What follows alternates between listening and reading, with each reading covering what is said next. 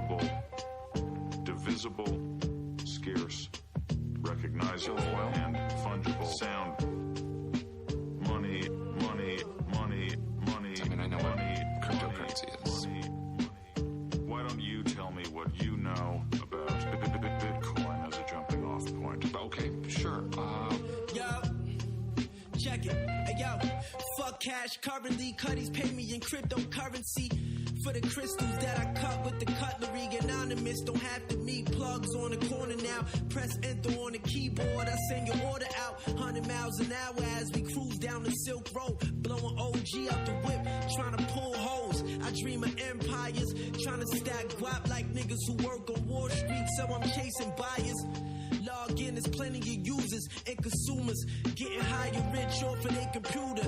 Ain't nothing new, this info wait for everybody, yo. Use it to your advantage to take over your body, yo. Magic mushrooms, I had them eating them like Mario. Blockchain heavy, got it clicking with the Molly flow. And niggas gotta know. It was founded by a Japanese guy. Or guys, or girls, going by the name Satoshi Nakamoto in 2008. True identity still unknown.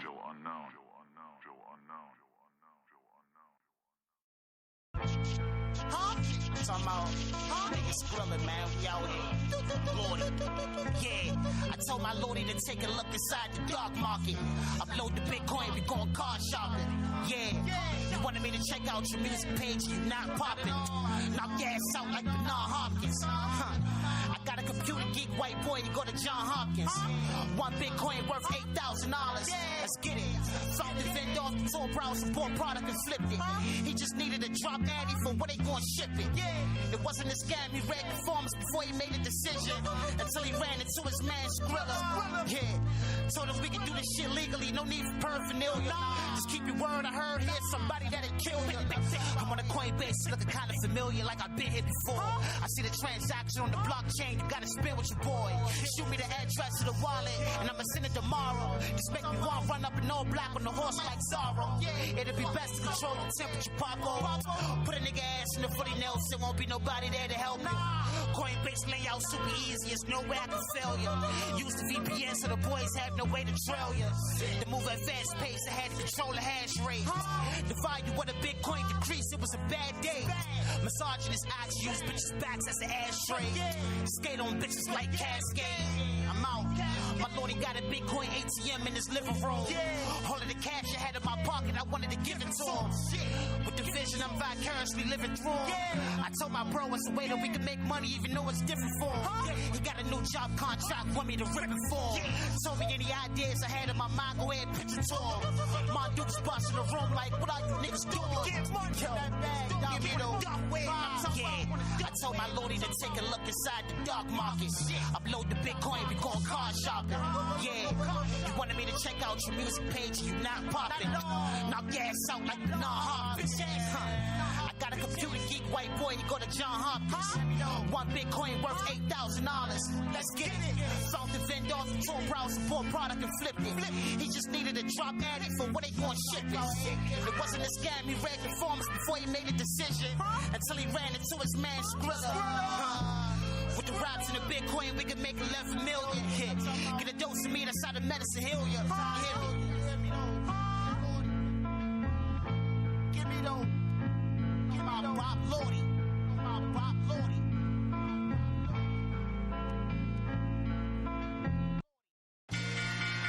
Not in generations has Wall Street absorbed the number of body blows it took today. The world has gone mad and the system is broken. The American financial system is rocked to its foundation as top Wall Street institutions topple under a mountain of debt. Bailed out by the taxpayers. It's pretty clear they cannot be trusted.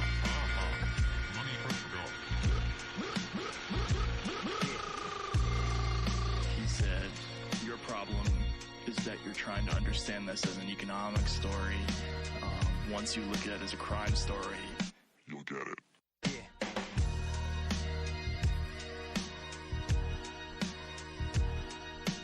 The Fed is losing control once again.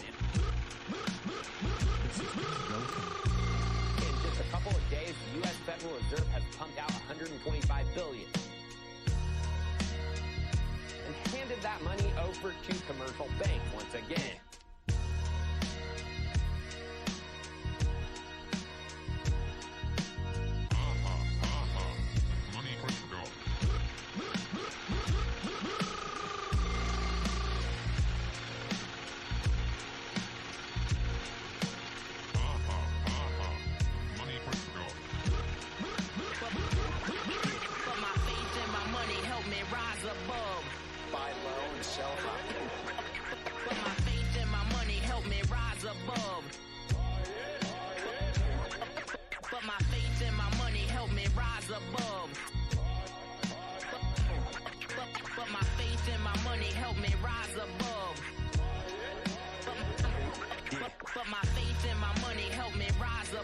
Just keep being a tool of the globalist financial elites. But my faith and my money help me rise above. You are asking for the biggest bailout in the history of this country. Rise above.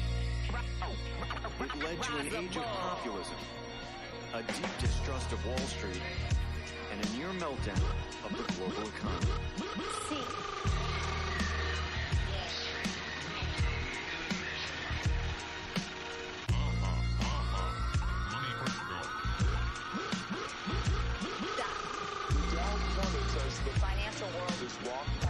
Bankruptcy in U.S. history.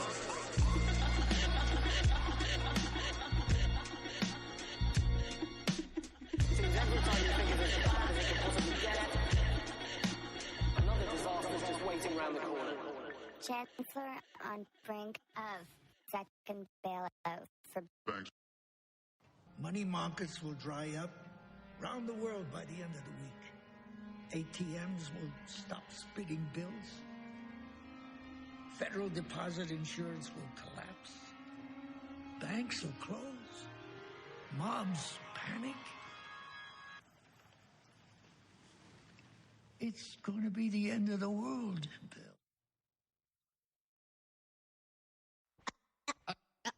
A digital currency in which transactions can be performed without the need for a central bank. All right, Jared, we come to you. What is Ripple? Woody was a Bitcoin. Yeah. Yes.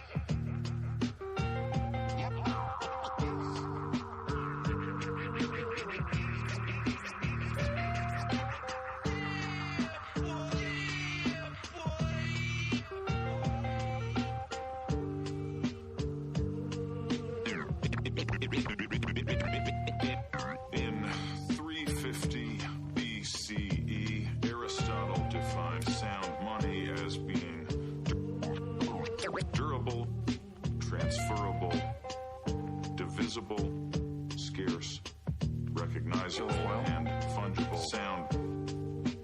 Money. I mean, I know what cryptocurrency is.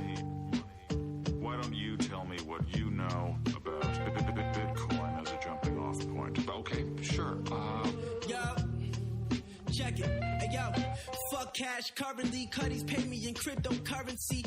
For the crystals that I cut with the cutlery. Anonymous, don't have to meet plugs on the corner now. Press enter on the keyboard, I send your order out. 100 miles an hour as we cruise down the Silk Road. Blowing OG out the whip, trying to pull holes. I dream of empires, trying to stack guap like niggas who work on Wall Street. So I'm chasing buyers. Log in, there's plenty of users and consumers getting higher rich off of their computer. Ain't nothing new, this info ain't for everybody, yo. Use it to your advantage to take over your body, yo. Magic mushrooms, I had them eating them like Mario. Blockchain heavy, got it clicking with the Molly flow. And niggas gotta know. It was founded by a Japanese guy.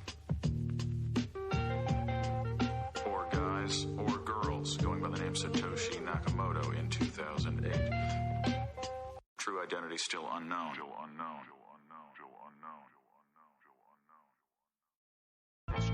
Huh? Talking about niggas scrubbing, man. We out here. Lordy. Yeah. I told my lordy to take a look inside the dark market. Upload the Bitcoin, we going car shopping. Yeah. You wanted me to check out your music page, you not popping. Knock your ass out like Bernard Hopkins. Huh. I got a computer geek white boy, you go to John Hopkins. One Bitcoin worth $8,000. Let's get it. Found the vendor off the Tor browser, bought product and flipped it. He just needed to drop Addy for where they gonna ship it. It wasn't a scam, he read the forms before he made a decision. Until he ran into his man Skrilla. Yeah. Told him we can do this shit legally, no need for paraphernalia. Just keep your word, I heard here's somebody that'll kill you. I'm on a Coinbase, looking kinda familiar, like I've been here before. I see the transaction on the blockchain, you gotta spin with your boy. Shoot me the address to the wallet, and I'ma send it tomorrow. Just make me want run up in all black on the horse like Zorro. It'll be best to control your temperature, Paco. Put a nigga ass in the footy nails, there won't be nobody there to help you. Coinbase.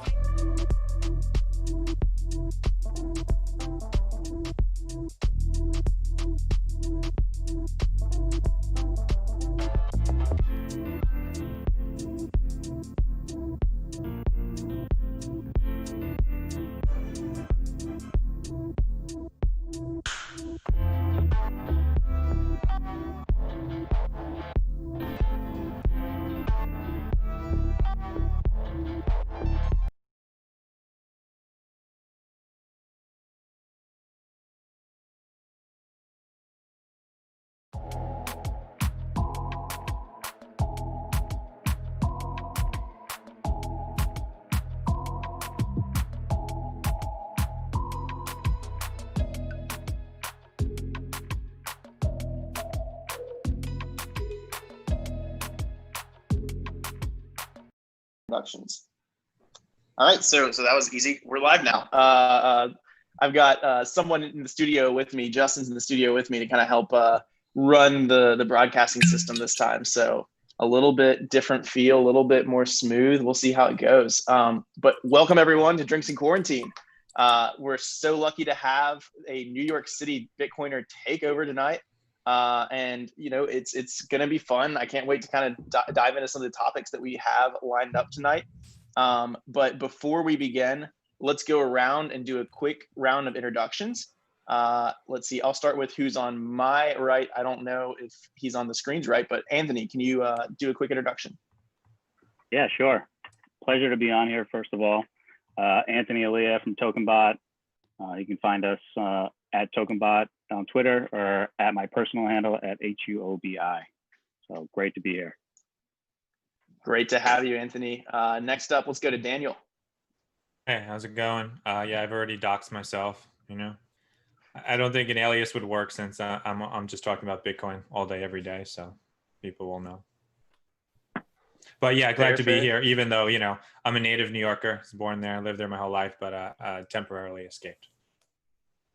Temporarily escaped? Where'd you escape to? North Carolina. Ah, nice. Down south with us, we're all in Nashville. Well, JC's not, but the rest of us are all in Nashville. Let's go to Matt. Matt. What's up, guys? Happy to be here. I see a lot of familiar faces. I miss all these faces. We have a very good community in New York. Very grateful to be a part of it. A lot of Bitcoiners. So it's a nice thing to have this going virtually.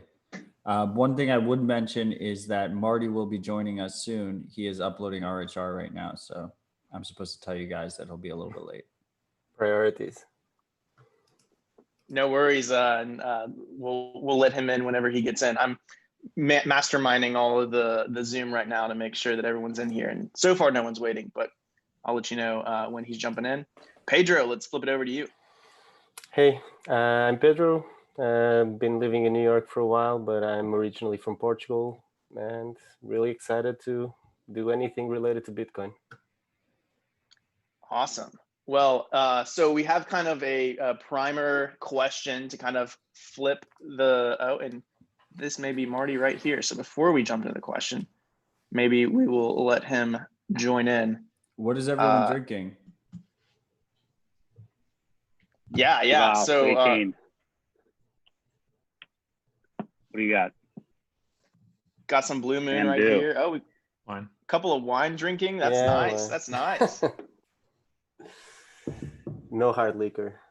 Pedro, I had a feeling you'd be drinking wine. What up, Marty? I got a vodka soda if we're comparing drinks right now. Nice. Marty, you want to do a quick introduction of yourself? Yeah. What's up, freaks? I'm Marty Bent. What's up, freaks? I write a newsletter and host a podcast about Bitcoin. And I also work for a company, Great American Mining, where we're trying to help oil and gas producers solve their waste gas problems, their flaring problems via Bitcoin mining. Awesome. So to kind of kick off the conversation, I'm going to ask a question and then we'll kind of dive into the structure of the show a little bit, talk about the rules, all that kind of stuff. But first, and maybe let's start with Pedro. What is it like to not have a meetup anymore to be going to right now? And what's it like being in New York and kind of what's the vibe there?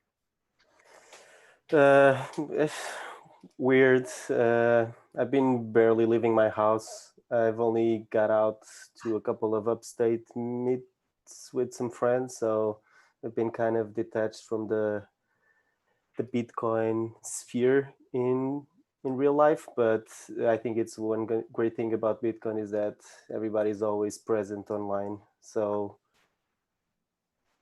I'll survive. But I miss everybody, and I miss the monthly drunk meetup, just talking about Bitcoin and meeting new people. Totally. Matt, do you have anything to add? Well, right before COVID, we actually had, we already had BitDevs, right? So BitDevs has been going on for what, like 4 years now?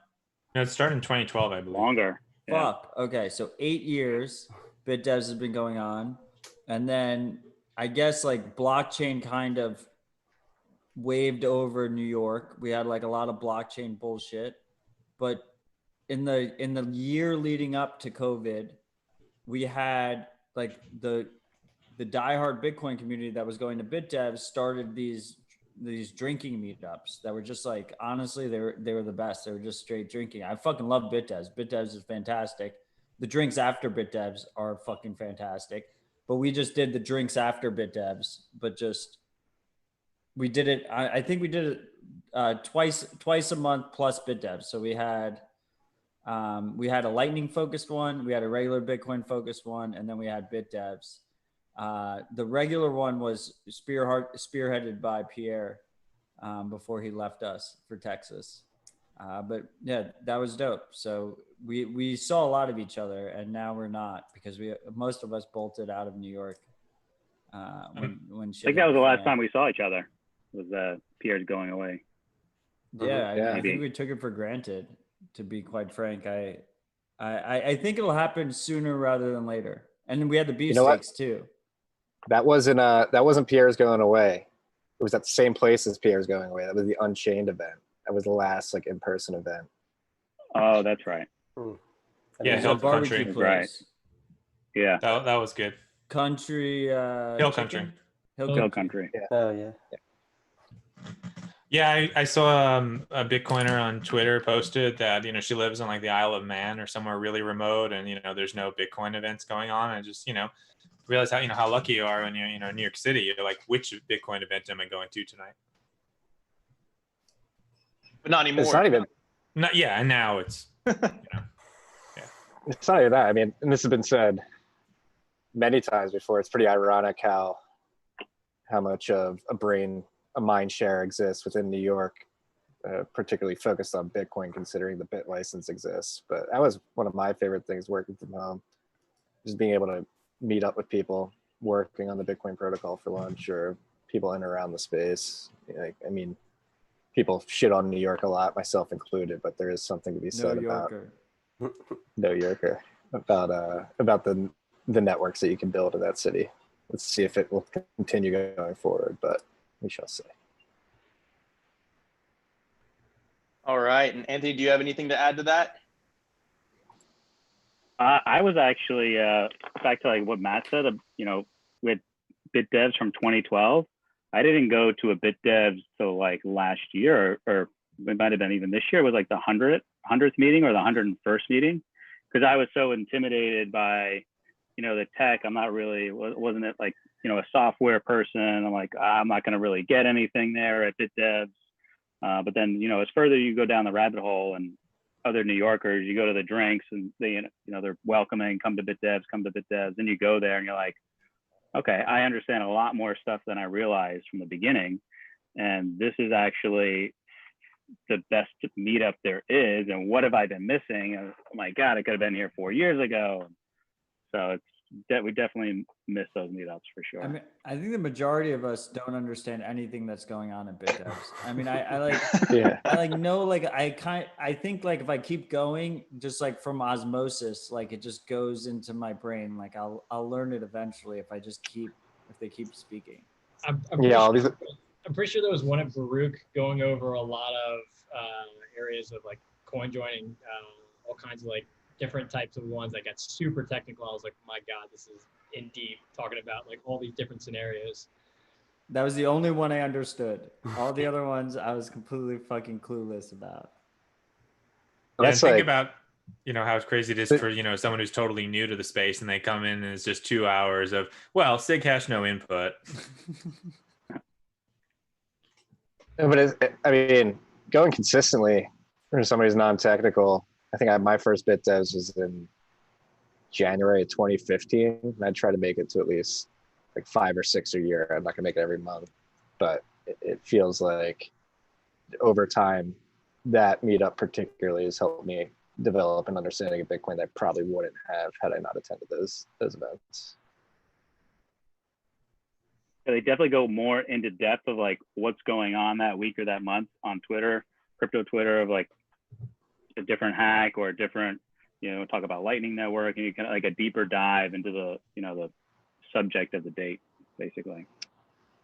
Let's raise a glass to Jay and John Newberry for putting together a hell of a. We love you both. Yes. I think we just got Likewhoa onto the stream as well. Likewhoa, are you there? What's up, people? Can you hear me? Yep. Verified. It's him. Always the same energy. All right, here's my meme background. How you guys doing? Everybody good? Good. Welcome. Do you want to do a quick introduction of yourself? Yeah, well, I am Likewhoa. Right now I'm contributing to the Ronin Dojo project, which basically is installation assistant for Samurai Dojo's wallet Dojo server.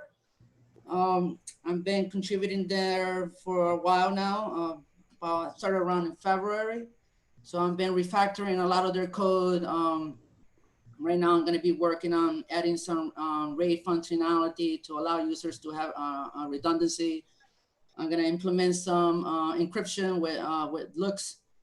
I'm going to be, doing a lot of refactoring on there, adding some new features on there. I have some screenshots that I can, showcase if you guys want to interested in looking at the user interface that we're working on. It's going to be a desktop application that's going to let you connect to your, basically, if you're familiar with Dojo, the Dojo maintenance tool, we're basically going to take that out and we're putting it into a desktop application so you can go ahead and, manage your Dojo, look at your, Bitcoin full nodes, look at your blocks, see how everything's doing, and do some mixing. That's awesome. That's awesome. Well, welcome to the show. Real quick, we were just going into kind of talking about how, everything shut down in New York. We haven't been able to have a good BitDevs meetup or really any kind of Bitcoin meetup. How have you been staying busy and plugged into the Bitcoin space, Likewhoa? Basically, through Telegram groups, Twitter drama. I go out. I used to go out when it first started out. You guys saw me. I was going out with this, big mask, N100. I had the shoe covers. I had gloves. I had the whole 9 yards. I covered my head, everything. Now I just go out. I don't wear a mask anymore. If I'm going indoors somewhere, I'll wear a mask. But other than that, I walk on the street. If I see somebody that's walking towards me, I do it like a, and they clear out, they let me walk through. But other than that, I think it's clearing up a little bit. We're not having, nobody's going to offices anymore. But you see how the restaurants are, going on sidewalks right now. People are like eating sandwiches right next to the gutter and stuff, so that's the way it is now. The outdoor It's starting to look like Europe now in New York City. Yeah, it's really nice. Yeah. You don't like the outdoor seating? I like the outdoor seating. I think I take like over it. the streets. I like it. I do like it. You know, the thing is, you know, it's bad for people who are trying to park. You know, they can't park anymore. Fuck They the can't find it. cars. Fuck There's the barely cars. nobody's driving anywhere anyway. Let's make New York a bike city. I'm cool Let's with do that. it. I'm down for that. Bike and skateboards. The no New Yorker here is going to interject. I'd be okay with like all this outdoor dining at the trash situation where it's so dire. Yeah, well, we'll fix the trash situation when we fix That everything else. should be priority number one. Yeah, that's a big priority. Yeah, trash is a big problem. We don't have alleys. Yeah, what are we supposed to need do with alleys. the trash? Where do you put the trash, Marty? Put it in the Solve subway. it for us. I mean, they pick up trash every day, like every single day. No. It's like 3 times a week. On McDougal Street, they pick up trash every day. I hear the trucks go by at 5 a.m. It just. Well, sometimes it's recycling. You know, maybe that's more like, yeah. That's trash too. Marty, how do we solve it? I mean, it's probably Bitcoin unsolvable mining. at this point. Chicago only solved it because their city burnt down and they were able to redesign it with alleyways. But maybe get a private trash company that is quicker than 3 days a week. Maybe that's the solution. Lower consumption. Does Bitcoin fix this? No. It helps. It could help. Maybe what like about a big ass dumpster on the corner. Or how about like Uber for trash? You know, hit a button on the app. Somebody, you know, guy shows up on an electric motorbike, carts your. So does that mean we have to pay for our trash removal? And do you care where it ends up? Do you remember they started removing the trash cans from the subways, saying that there'll be less trash if there's nowhere to throw the trash, if there's no garbage can, which makes well, people are throwing it in the tracks anyways. Yeah, and then there's track fires. Wasn't that terrorism related? I get mad. I'm a New Yorker. I'll speak up if I see you throw trash on the ground. I not just recently, like a month ago, I was sitting out and these girls were in their car and they threw out like a milkshake out their car window. So I got up and I said, "Here, you dropped this." And I just threw it right inside their car. They freaked out. They're like, "What's wrong with you?" I said, "What's wrong with you? Yo, you gotta throw it in the garbage. Come on, have some respect." You know, some people just don't care. They just throw stuff wherever they, you know. But if you do that to them and their property, they get all pissed off, right? So yeah, some places just don't even have garbage on the street. It's just not a thing. Like you know, I was to Zurich and you look around, there's no garbage on the street. It's just clean. It's just people they have don't throw it on common the ground. sense. You know, you got people in the cities and stuff, you know, who are, you know, they're too occupied where everything is happening, you know, moving around too quickly, and then they don't think, and it's just throwing stuff on the No, floor. but Marty's talking about like the bags of trash that we throw out from our apartments onto the street, right? Yes, but I'm hearing an echo myself. But maybe that trash on the street gives people like cover to litter. Like, yeah, whatever. I'll just throw it on top of this bag. People start littering more. Yeah, I know. Sucks, but we have. Don't be an asshole. That's like, it's like Matt. It's like what you say. Like, hold the door. It's like, don't litter. Just it's like what base level society. Don't litter. They're really good about that in Hong Kong. Hong Kong, there's no litter whatsoever. They even put their cigarettes. They have like public ashtrays. They don't throw their butts on the floor. That's nice. Singapore is the same way. Singapore is one of the cleanest cities I've ever been to. Well, you know what happens if you throw your garbage on the street there, right? Yeah. It comes with a trade-off. Trade-off, yes. They beat you.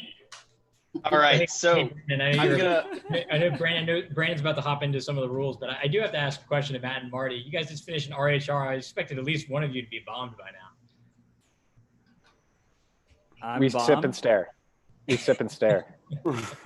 I'm pretty bombed, to be honest. Marty, where you haven't uploaded RHR yet? Well, this live stream is eating up a lot of bandwidth. It's uploading right now. It's 72%. Oh, it is. It's in the process. Okay. Yeah. Yeah, I mean, I've been drinking. I sip and stare. during Rabbit Hole Recap, especially knowing that we have this drinks in quarantine, and I am at my in-laws' house, and we'll have to walk into a room full of my family members, so I don't want to be too inebriated. The secret is everyone thinks Marty can handle his alcohol better than me, but he just doesn't really drink. He just drinks super slowly throughout the whole episode, and I'm just like, I'm just downing it. I'm just downing straight whiskey, and he's like drinking his vodka. You know. Well, if you drink slow, you can drink a lot. You know. Well, that's true, but I would also. That is true, but I could drink you under the table too. I'm pretty confident. You want to bet? Yeah. Drink off. I think this. Well, is I tell you what. perfect forum for you guys to do it. Yeah, this is a great show to try and compete, and I'm gonna use this as like a perfect transition into kind of explaining the show for everyone watching and kind of explaining the rules to you guys. So we're gonna have 3 topics that we're gonna cover, and then on top of that, we're gonna have kind of 3 segments of bearish or bullish, where we're gonna talk 3 different things. Are you bearish on it? Are you bullish on it? That kind of thing. And then we have 3 rules, and the 3 rules are: you cannot say drink, you can't say virus, and you can't say Cuomo. If you say either of those 3 things, you have to drink. So the goal is to make those very difficult so that you end up having to drink. And I've said drink a few times, so I'll go ahead and take a drink. And while I do, let's jump into the first topic. The first topic we have is, what is the role of privacy in Bitcoin? And then what is the role of privacy too in kind of the broader society? And I will let Matt take it away. I'm going to start by calling out Florida Hodler, who at Florida Hodl on Twitter, who called me out to let me know that we already pay for our trash pickup. It's called taxes. So they should do a better job with that. I do agree with him. He did make a good point. In terms of privacy, I mean, I think it's very fucking simple. Like, we cannot have freedom without privacy. Like, if we don't have privacy, then a select few, a small group of people can easily control you. That's just fact. That's just what the reality is. In almost every facet of our life, we see privacy being degraded, being attacked, being controlled. And that should be troubling to most people. And right now, for financial privacy, we have cash. But I do think that cash is going away. I think it's both going away because our peer group would prefer, and we see this a lot in New York City, they prefer to use credit cards and Venmo and Cash App and whatnot, opposed to cash. Cash is a rarity. And unfortunately, it's even a rarity at the Bitcoin meetups. There's not that many people using cash there, which I would like to see more of that when we restart our Bitcoin meetups. So if cash is getting restricted, if cash is just being opted out of by people, I think we're going to see a result is we're going to see cash usage go down tremendously, which means all of our transactions are going to be surveilled. So when we're talking about better money, which is Bitcoin, we need to be very careful about how much data we're leaking to everyone. And I think that it should be our main priority. I really do think I'm one of the most bullish Bitcoiners there is. I'm very bullish on our future, but if Bitcoin succeeds, like, we need it to be private enough for average people to be able to use it without leaking all of their transaction data and without basically giving up their whole lives. You know, everything you purchase, everything you earn tells a whole lot about a person. And if we don't prioritize that, like, we're going to be in a very bad place in the future. Who wants to jump in next? Daniel? Yeah, so I get into this with people online and in real life all the time, where I feel like a lot of people don't even understand why you need privacy at all. They haven't thought about it. So they're just like, oh, I haven't done anything wrong, you know? I tell people, I walk into their apartment, I'm like, unplug the Alexa, for God's sakes. And they're like, oh, well, you know, like, no, nobody cares. I'm not doing anything wrong. I'm like, dude, you just told me about 5 different felonies you committed yesterday. What are you talking about, you know? I'm like, but besides the point, you know, information is power. And information about you is power over you. So basically, if you know what they're afraid of, what they really like, where they've been, where they're going, where they are now, you can use that to control somebody, steal from them, or do whatever else you want, even things like the name of their pet, if that's what's providing the security on their bank account. People need to, keep that information to themselves. People wear clothes, people have blinds on their house. That's actually normal. It's very hard to have a society where everyone could just telepathically read everyone else's minds. It would certainly, be very different than our current one. So certainly people need to understand that, not to leak information. People should just know what they need to know and not let other people have this information about them. Right now, large corporations and governments can get way more information about somebody than they even know about themselves.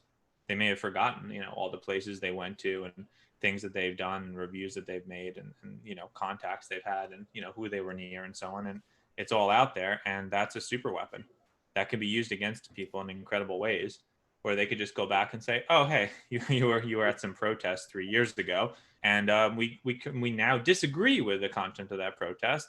So your bank accounts have been disabled. I actually put a piece up on Medium about the Kang, I'm not sure how it's pronounced, which was this Chinese punishment where they put like a huge wooden collar around your neck. And sometimes they just say, oh, you're free to go, but you have to wear this for a year. And, oh, by the way, you can't actually, reach your hands to your mouth. So you can't feed yourself. And also you can't lie down to sleep because the wooden collar is putting all the weight on your neck. And of course, nobody wants to talk to you or associate with you at all because, you're a pariah while you're wearing this thing. And if you, try to break it off, they'll kill you. So that's actually worse than jail, right? And that's something that, we could be facing now, where not only do they have all this information, but if they just cut off your ability to have money, then you can't work, you can't get food, you can't buy anything, you can't travel. It's devastating. And when you give that much power to the government, then it corrupts the government. They'll use it against people in horrible ways. That treatment sounds a little bit like Chinese ancient form of cancel culture, huh? Mm-hmm.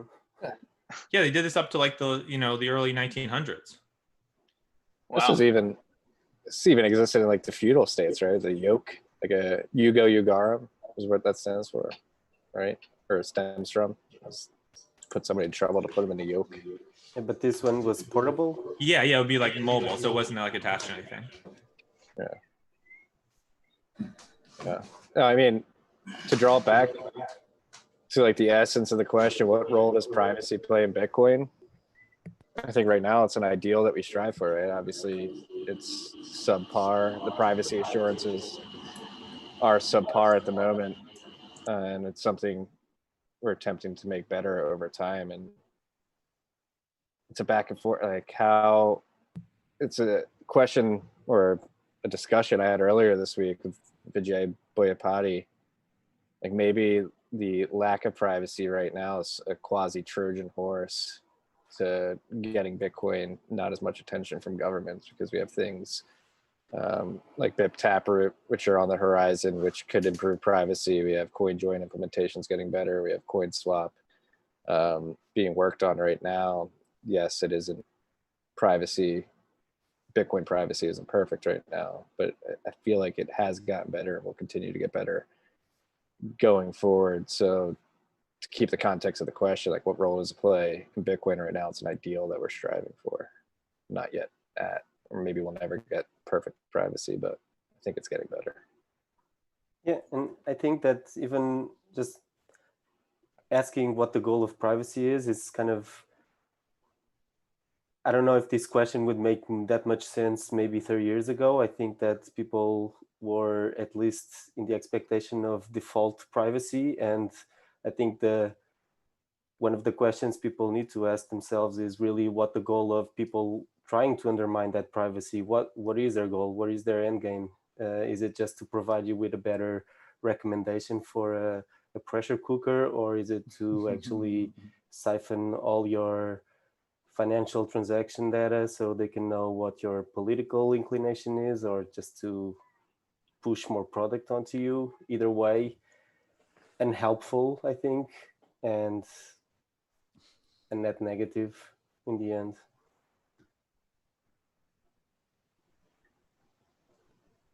Absolutely. Anthony, do you have anything you want to add?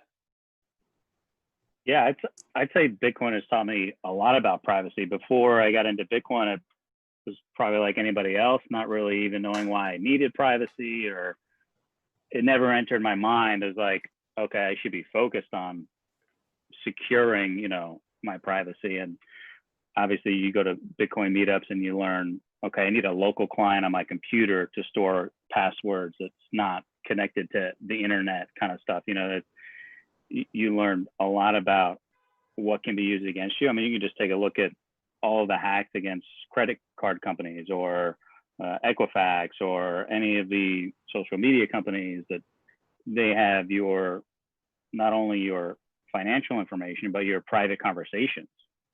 I mean, so that's, I mean, look at Google Maps, for instance. I mean, I can just look, if I know your address, I can look up, I can see your house potentially. So there's a lot to be learned about privacy. I think the goal is to just keep learning about privacy and how to keep protecting yourself, I guess. Yeah, I guess one question I have for the group, just following up on this, is like, have you guys seen recently this P2P bulletin board that is started by Coinbase, trying to get all these other exchanges involved in sharing customer information? What are you guys' thoughts? Obviously, it's not a very good thing for privacy. Like, is there anything that we can do to combat that if you've already signed up for a KYC exchange?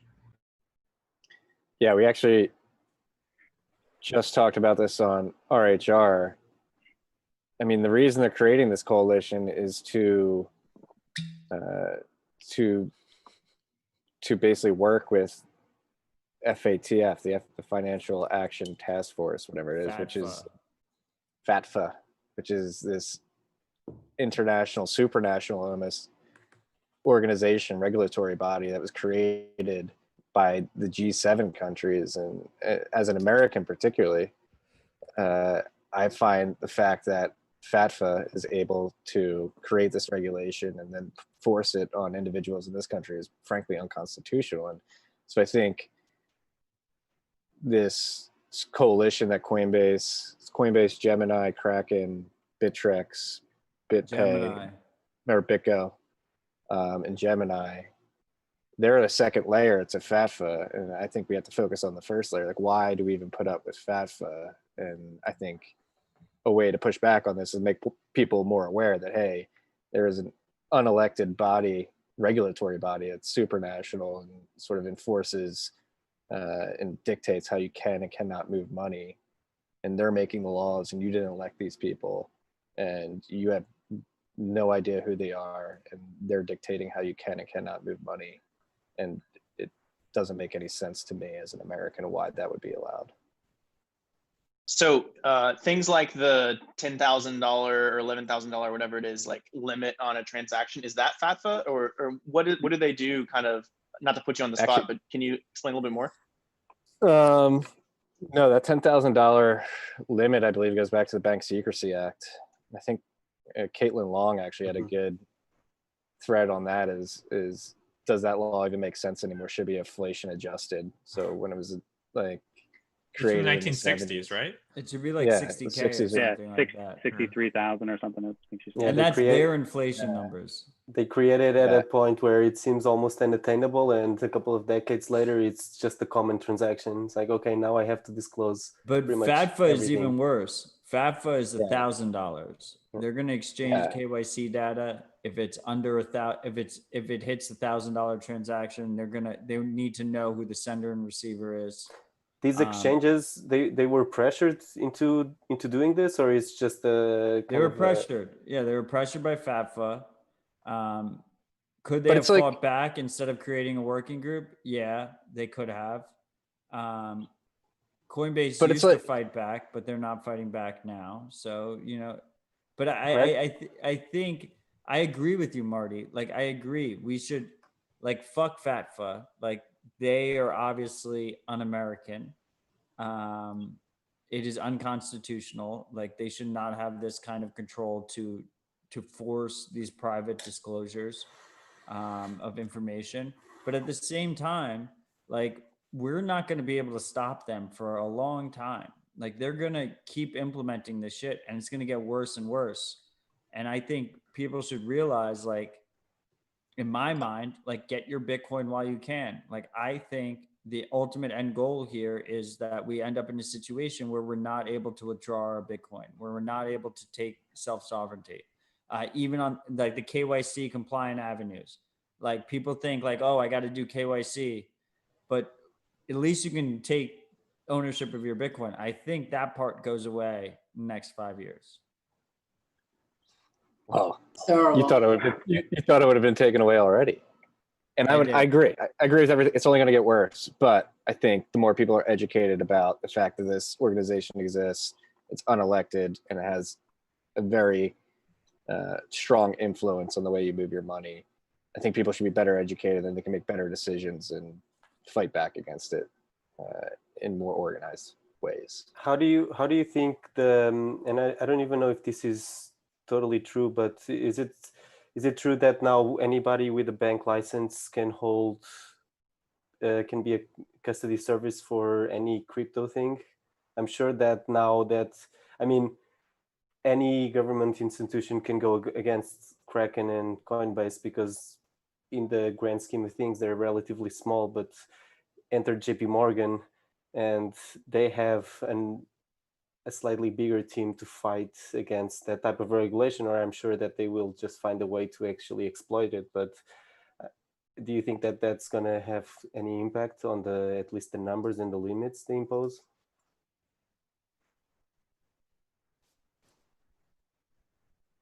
I mean, my understanding is that it's more, at least in the beginning, it's going to be more like safe deposit boxes. So it's like they're not going to really be offering the kind of services that a Coinbase is offering. And like let's be honest, like JP Morgan isn't going to let you self custody your Bitcoin. And if we go to the shitcoin casino, you know, they're not going to let you fucking stake whatever Coinbase lets you stake or Binance lets you stake. So I think it's a completely different demographic. To be quite honest, I completely don't care about that demographic at all. But maybe that does increase the Bitcoin price. I mean, I wouldn't go as far as say not to care, because I would imagine that this is like the majority of the population. I was just going through the Bank of America app, and I've seen how quickly they implemented Zelle as just a clear competitor to Venmo and Cash App, taking off market share from like normal, very colloquial transactions. I don't know. I wouldn't underestimate the panic and even motivation that the big banks have to actually, I wouldn't expect a great product from them, because at this point, I don't think they're necessarily that needed. But I think they have marketing and legal teams that can actually bring a lot of people in, just because they themselves, they might see themselves as wanting to ditch the dollar. So I want to take a moment too, and I was actually going to say I want to bring Likewhoa into conversation a little bit. You're working on a lot of privacy stuff. I want to hear from you. Well, let's not forget, guys, the banks hate Bitcoin, and now they want to have custody of your Bitcoin. So there's a big trap. And, you know, Bitcoin was not made to be private. The blockchain is totally transparent. Like Matt was saying, you know, you can trace back your transactions all the way back to the beginning of your first Bitcoin, all the way to any future Bitcoins that you had. I don't think it's a good idea for banks to get involved. I mean, you know, they've been against it. JP Morgan has been against it from the beginning. And, you know, the thing is, the learning curve, you know, to onboard people into Bitcoin privacy and to, you know, coin joins and whatnot is still a little bit steep, but we're working on it. You know, the Ronin Dojo project is very, very easy. As anybody can do it. If you know how to, you know, hook up a computer, you're able to go in there, just do a git clone, and pretty much it walks you through everything. It's pretty, it holds your hand throughout the whole process. So this is one big step into getting, taking back your privacy in terms of your Bitcoin privacy. And, I think projects like this, we're gonna, I want more of these projects to pop up more because, competition is good. So in the end, we have to educate everybody into knowing how to obscure their Bitcoin transaction history, because banks are going to eventually want to hold your Bitcoin. They're not going to let go of it. Just like, we have people who say, I have gold, but you don't have physical gold. You have gold somewhere else. They're telling you have this much gold, but when you want to take it back, they're going to be like, hey, what are you doing? You asking for your gold now? So they will say the same thing about your Bitcoin if you let them hold it. So watch out. That's a very good note, and I think it's a good one also to go ahead and transition the conversation a little bit, because our next topic is actually how to store your value in 2020. So I want to hear your guys' thoughts. There's a lot of different kind of market movements that have happened this year, and how do you guys see the store of value narrative in 2020? Is it mainly Bitcoin? Are there other things you're looking at to store your value this year? And I want to hear from Daniel first. Yeah, so any store of value goes up and down in purchasing power. There's just no way around that. If it's arbitrarily pegged at a certain level, then that's only for a period of time, and eventually the peg breaks because demand always changes, right? So I like Bitcoin as a store of value, even though certainly March 12th, I was having a bit of a, challenge with that as I'm all in on Bitcoin. That's my only asset. So, it's not a great feeling when it drops more than 50% in one day for absolutely no reason, but it's better than it dropping more than 15% for a good reason. So, I'll take it. But yeah, there's certainly other things that are nice, but a lot of them have different kinds of risks, like, I don't know if you saw recently stuff like, cancel rent or cancel mortgage payments, this kind of thing. Even if you own property, you might not be able to collect rent on it, or it might be confiscated. That kind of, it certainly happened in different places. There's a lot of property that people think they have something tangible, but what they actually have is really just an entry in a database that says that they own it. Absolutely. Anthony, what do you think? Yeah, I think the first thing you have to do is define your the definition of store value as far as your time. Like, what's the timeline of your store value? Because people think store value is never ever supposed to go down. Like gold, it's a store value, so it's at least supposed to stay at the same amount that you purchased it at. So once you define your timeline and your goal, I think that should dictate what you think should be used as your store of value for that given time period.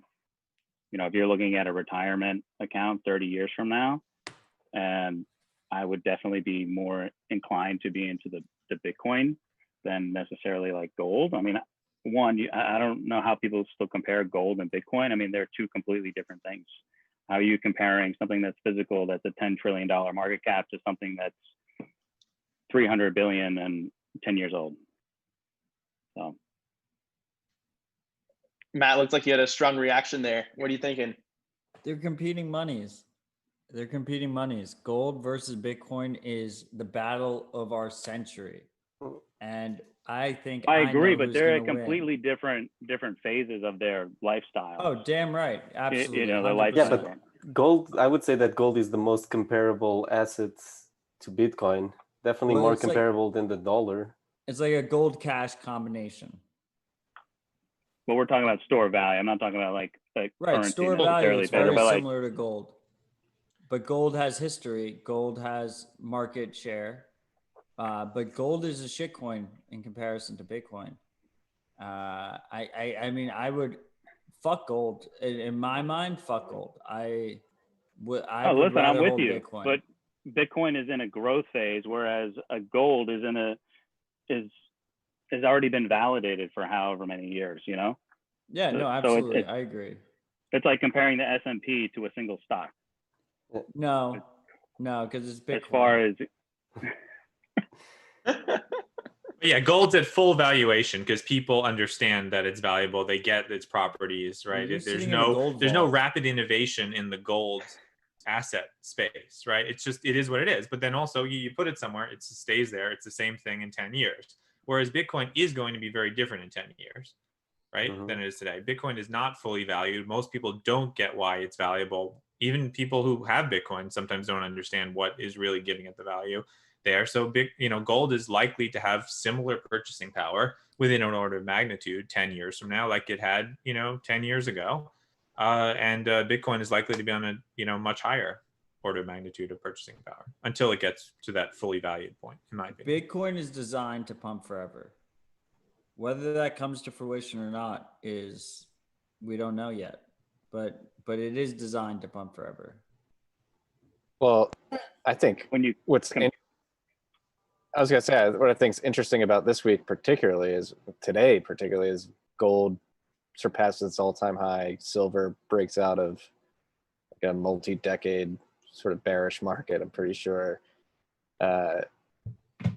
Is this a sign of an onset of hyperinflation? And like in places like Venezuela, Argentina, and other countries that have experienced hyperinflation, that really played out in their stock markets first before it played out in like consumer goods prices. And one chart that I love to look at is the S&P valued in gold. And while these stock markets are near all-time highs, when you value them in gold, they're near all-time lows. So maybe what we're seeing in the rally of precious metals right now may be pricing in a sort of hyperinflationary, or the beginnings of a higher than expected inflationary environment. Well, they're not at all-time lows, but they're not like anywhere near the highs. What, silver? No. Stocks priced in gold. S&P. Yes. Yeah. They're significantly below all-time highs. Yes, they're not. They're like way below. Like 2002 would have been the all-time high or whatever.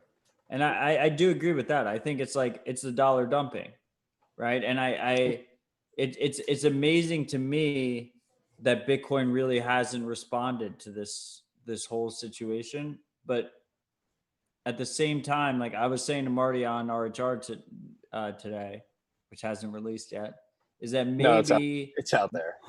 Oh, maybe we were supposed to be at like 5,000 or 4,000, and the printing brought us up, kept us stable, So in that situation, like that makes complete sense to me, because I remember in 2015, 2016, it was a lot more gruesome, the bear market, than our bear market that we experienced this time. I think this bear market was fucking docile as fuck. Yeah. And so to stay on the topic of the question too, like where is your sort of value? Mainly in Bitcoin and cash. Like I'm waiting. The externalities of the economic lockdowns and the Fed printing and central banks around the world printing at the same time have not played their course yet. Like my goal for the next 3 to 5 years is to get as much Bitcoin as possible and basically wait on the sidelines until asset prices are corrected to where they should be, particularly land. I wanted to buy a farm in the next 3 years, so I'm going to wait. I believe prices for that will come down significantly. So that's where your time frame is 5 years. That's how long I'm willing to wait until got it. My thesis is confirmed or denied. But do you believe that there's a high level of probability that it might come in less than 3? I wouldn't put it out of the realm of possibility. A complete I collapse? think this could happen faster than most people expect, right? And going back to my comment about maybe what we're seeing right now in the silver and gold markets moving pretty abruptly this week, maybe them trying to price in an unexpected jump in inflation that the Fed wasn't expecting. But what are we pricing it in? Are we pricing it in dollars or pricing it in Bitcoin? I mean, the land will be probably priced in dollars still. So it's going to go up. Hard to believe. Exactly. It could go up from where it is now and still be like lower. Well, it can go up by inflation, but it's also going to be liquidated because people are wanting to eat.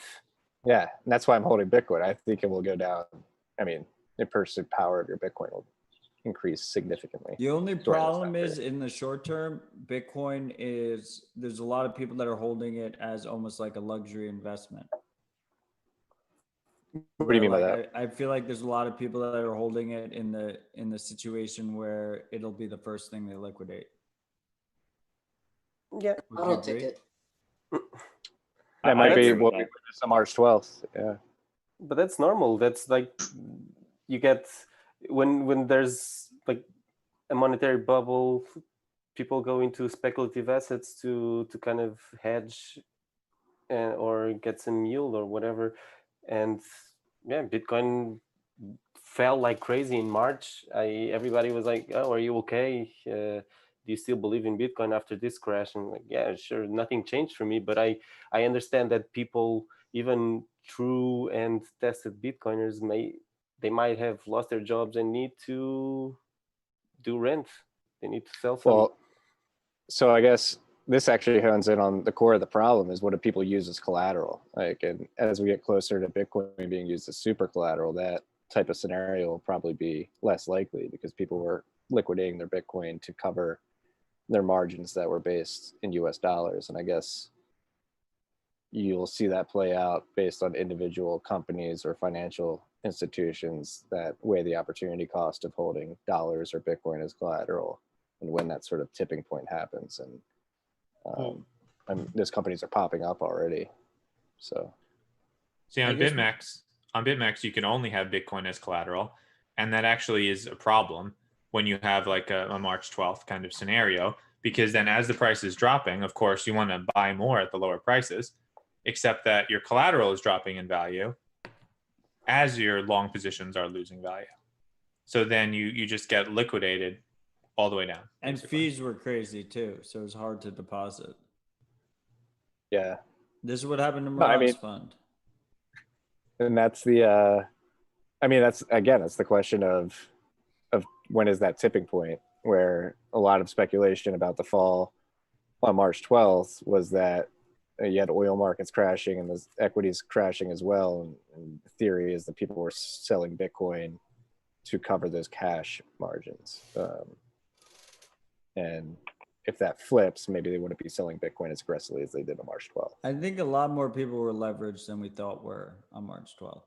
But didn't everything drop but the dollar on March 12th? Like, yeah. Everybody was selling everything. Everybody was panicking, and they were fleeing to the dollar because the dollar still holds that special place in people's mind that gold once had, and potentially Bitcoin will occupy in the near future. But I think it's more of a cultural problem than it's a world reserve currency, though, so it does have that status currently. Yeah, for now.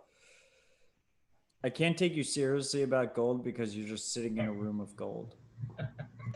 Yeah, I don't know about scarcity. They're saying it's scarce, but look at all this stuff. Just stacks of it. We're still talking about gold. I think gold fight.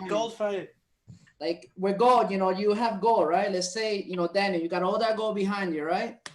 If your background just burns down to the ground, your gold is gone. But if you have Bitcoin, you can have multiple copies of your seed phrase and your password phrase in different locations. It's easier to lose Bitcoin than gold. My house can burn down. My Bitcoin is gonna be okay because I got it, down the street somewhere, hidden somewhere. But with gold, that shit burns down. You're done. If you have physical gold, right? Gold doesn't burn. Diamonds do actually burn up, but gold does not burn. It just becomes liquid gold and goes back to just regular gold. Yeah, but we've already given all our gold away to the bank. You got all this gold in your house. It's like you got to move that. You got to move that stuff quick, right? You can't do that. You got to come on, fill up the truck. We got to go. You got all this gold.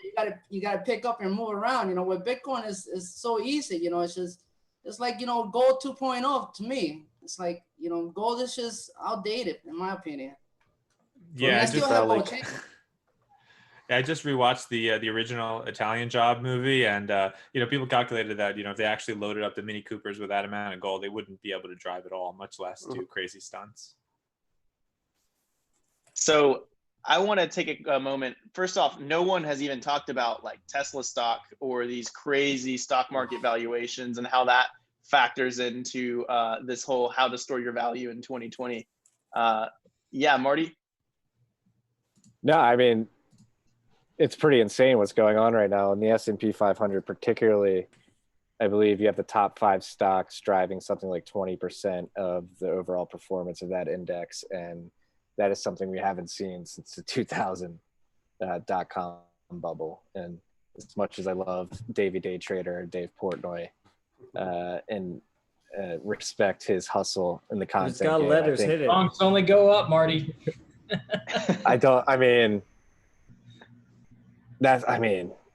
Nobody wants to try and time a top, and who knows how much. So that's a couple things in this. Like, you never know when the top's going to come. It could go on longer than you can think and longer than you can remain solvent. But then you have to couple that with the posturing from the Fed recently. And last week, a lot of Fed governors came out and said that they want to target inflation rates above 2%. So they believe that they've been under hitting the target, the 2% inflation target, and they want to enact a policy that would attempt to overshoot that 2% inflation rate target and sort of pull it back from there. So with that being said, like, if they're successful in doing that, yes, stocks can go up a lot higher from here. But again, it's all confidence game. Like, how long does confidence in the Fed's ability to quote unquote control the economy and inflation within the economy, how long do people put up with that, especially considering wrong way. That chart's going back in time. There we go. But you have to, again, going back to like the confidence game, is how long will people believe that the Fed has control? And I don't know, man. Like, go back just a little under a year ago when the repo market spasms started. That's really where this whole economic stimulus started, was back in September of last year. It doesn't seem like they have control at all, and everything they've tried to do has been ephemeral, and it's only served the stock market up to this point. And considering all the social unrest that's going on in America, I don't know how much longer people have confidence that the Fed can control all of this. I think the real question I have is can they ever turn the faucet back off? Mathematically, literally the math is such that they can't. If they'll default on their debt unless they want the Treasury to go to all of our debtors and say, hey, we're filing bankruptcy. Like, that's the only way it could happen, and it's mathematically impossible. They can't raise the Fed funds rate above a certain level without having the country default on its debt. Like, it's not going to happen. I was just going to add real quick, because we have another topic, but I think we're going to skip the other topic because we kind of already covered it a little bit about how to store your Bitcoins. We're going to talk about banks, all that kind of stuff. So what I want to ask in order to kind of further this conversation is are we witnessing the first hints of a true societal dislocation? Like, are we seeing the system begin to break in real time? That's my question. Daniel, what do you think? I don't know, but there's a lot of stuff that to me is just, I never thought I would see happen. I thought that even though the Fed seems to have committed to a path of producing more and more dollars, I thought there was a lot more time before things would, the dollar would really be in jeopardy. But I didn't expect that they would say, okay, let's shut down the economy and print $6 trillion and the initial wave simultaneously. And, this might be enough to do it. I think it accelerates it a lot. It certainly seems like a lot of people are in a very strange place right now because of unemployment, because of people not being able to pay mortgages and rents, and people realizing, like, wait a minute, where do these $1 trillion come from, and why do I have to pay taxes, and why do I have to work? And is an incredible amount of value being skimmed off by people in a way that we didn't notice before. It certainly seems like a lot of stuff is happening, and it's only going to accelerate from here. I just wanted to add, the other thing is, Venezuela, collapsed over the past decade, and its economy went way down. But if you look for their stock market to crash, it didn't. If you actually pull up the graphs of their stock market, it actually went to the moon. So because it's priced in bolivars, right? And the US stock market is priced in dollars. And they can print as many dollars as they want. They went out and said that explicitly, what we all knew.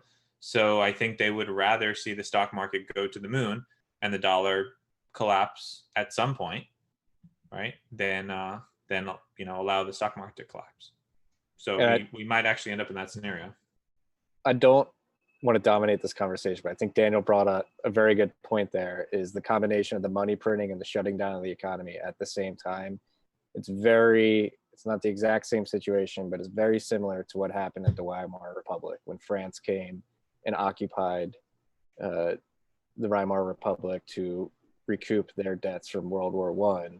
The Weimar Republic responded by shutting down the economy and telling their workers not to go to work and that they would pay them by printing money. And again, it's not the exact same situation, but this is what we're doing. We're shutting down the economy in some way or another and printing money and telling people that's how we'll pay them. And for everyone keeping track at home, what ended up happening with the Weimar Republic? Great success. Yeah. Wheelbarrows full of money for everybody. You got to go follow Rudy Havenstein on Twitter, and he'll let you know. Oh, he's the best. But that's really interesting, because we never, at least the people I think in this call, I don't think we've ever experienced something like this, and the closest we've ever gotten to this was maybe 2007, 2008. So I don't think this is anywhere near original in history. Definitely happened multiple times in history, but we really gotta go back and see how the leadership of democracies or otherwise any regime handled stuff like this, locking down people, locking down the economy, making stuff stop, so they actually have a scapegoat to problems that existed previously. Like nobody that I talk to attributes any economic woes that any country right now has to anything but the coronavirus. I think Bitcoin fixes this long term, but in the short term, you gotta buy into the Ponzi and get your bread. Yeah, you can't time the Ponzi. Buy into the Ponzi and get your bread, because this shit's gonna keep pumping. They're just gonna keep fucking putting money into the market. It's just gonna keep going. I don't know how long. Profit. I don't know how long the ancient empires needed to fall or crumble. I would imagine maybe decades. Then we got maybe the stuff mid-century, and in the beginning of the century, maybe it took 10 years. I don't know. Now with internet, Robinhood, E-Trade, whatever, Bitcoin, I think this can happen in a matter of months. And I mean, we're July 2020, and you can, good luck counting what kind of momentous and monumental events have happened this year, and what things that we probably just 10 months ago would never say, oh, this might happen, like stimulus of $1 trillion, multiple $1 trillion. I never thought we got to this. We got a curfew in New York. I never thought we would get a curfew in New York. Like 5 days. Yeah. Most of the same thing happened in 2008. How fast everything unraveled in 2008. Veteran traders in the equities market have not ever witnessed anything like is happening right now. I see on Twitter, I see everywhere, they're saying that, they've never experienced a market like this. It's unbelievable to them. It's something they've never seen before. And, even Warren Buffett, he's like out almost, he sold all his airline stocks. He doesn't know what the hell to do. But I've experienced this before. This is the shitcoin market. It feels like 2017 about the equities market, all of our peers in finance have never experienced this before. I've been through 2 cycles that were down 80%. I've been through my bear markets, right? I've seen the irrational exuberance of bull markets, right? And this feels, with stonks, it feels like the beginning. That's all I'm saying. It just feels like they're printing and they're getting ready. I think they're just started. I don't think they're gonna stop printing. I mean, they already admitted in multiple videos that they can print indefinitely. there is no limit to the amount of ink they have. You know, that bird printer is gonna print, and it's gonna keep going. So, I mean, enjoy the ride, you know, but take profit. That's the debate here. The question here is not, are they going to print more? It's obvious they have to print more. They are definitely going to. The question is, at what point do people lose confidence that they have any control over this system? I think Pedro makes a good point. That could happen a lot faster than a lot of people realize, especially people already end. I have my sister complaining to me that I turned my brother-in-law and my brother into full-on ANCAPs just because of the brr meme that I've been posting in our family kind of chat channel. The stuff, my father now comes to me to talk about monetary policy. This is something that would never happen in the last 3 decades. So I truly believe that people are waking up to it. Some people are gonna take a lot longer than others. Some people are actually gonna refuse it because they're so invested in the current system that it just doesn't compute in their brain. But other people are just gonna go see the why pay taxes meme and just go with it and actually ask themselves genuinely, why are we paying taxes? Why do we confer the power of creating money to 5 people basically in the world, because it creates the money of the world?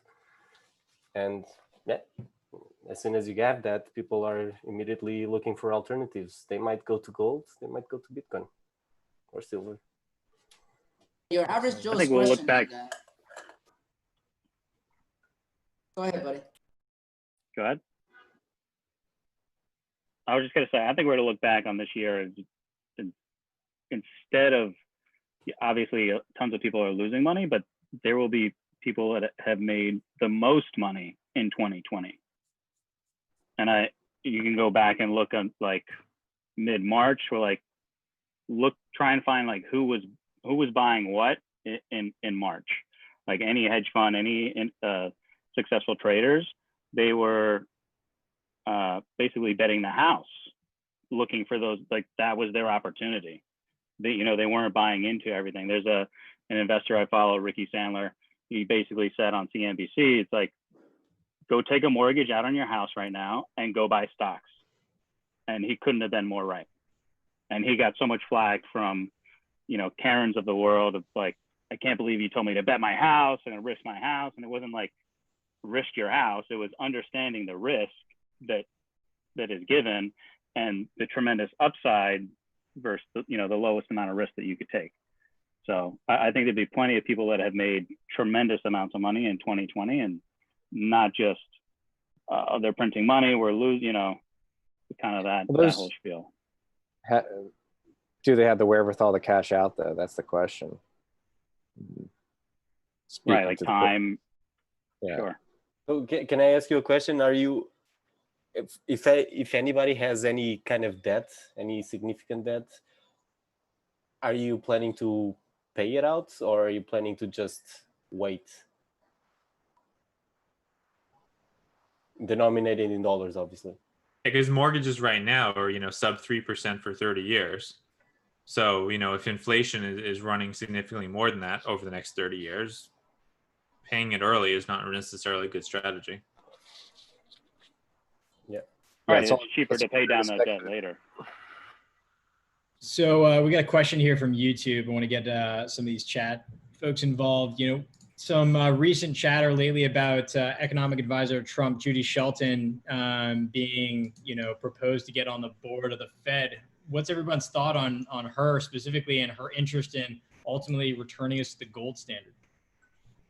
Wasn't Greenspan a gold bug?